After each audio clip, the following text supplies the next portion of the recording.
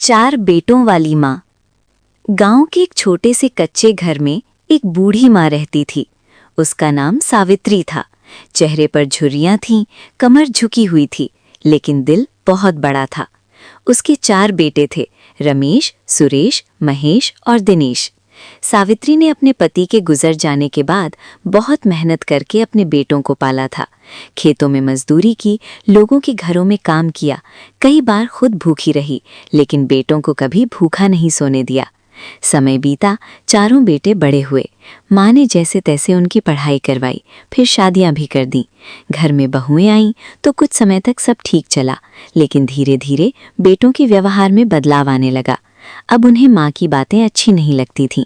बहुओं को लगता कि बूढ़ी माँ हर बात में टोकती है। एक दिन चारों बेटों ने आपस में बैठकर बात की।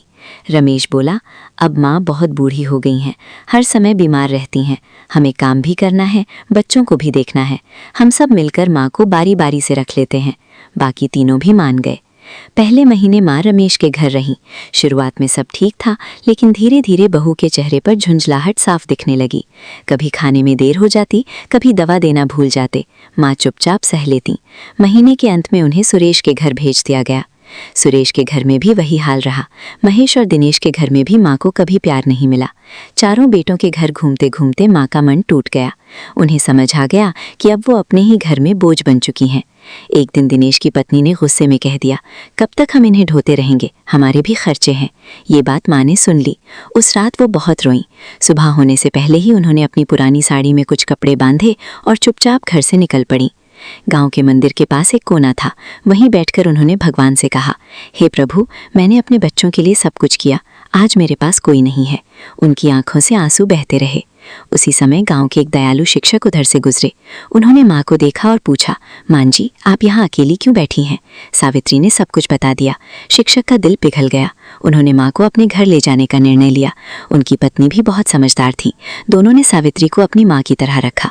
कुछ दिनों बाद गांव में चर्चा फैल गई कि 4 बेटों ने अपनी माँ को घर से निकाल दिया। लोगों ने बेटों को ताने देने शुरू कर दिए। पंचायत बैठी। पंचायत ने चारों बेटों को बुलाया और खूब डांटा। सरपंच ने कहा, जिस माँ ने तुम्हें जन्म दिया, पाला पोसा, आज तुमने उसी को अकेला छोड़ दिया। इससे बड़ा पाप कोई नहीं। चारों बेटे शर्म से सिर झुकाकर खड़े थे। उन्हें अपनी गलती का एहसास हुआ। वे दौड़ते हुए शिक्षक के घर पहुंचे। माँ के पैरों में गिरकर रोने लगे। माँ, हमें माफ कर दो, हमसे बहुत बड़ी गलती हो गई।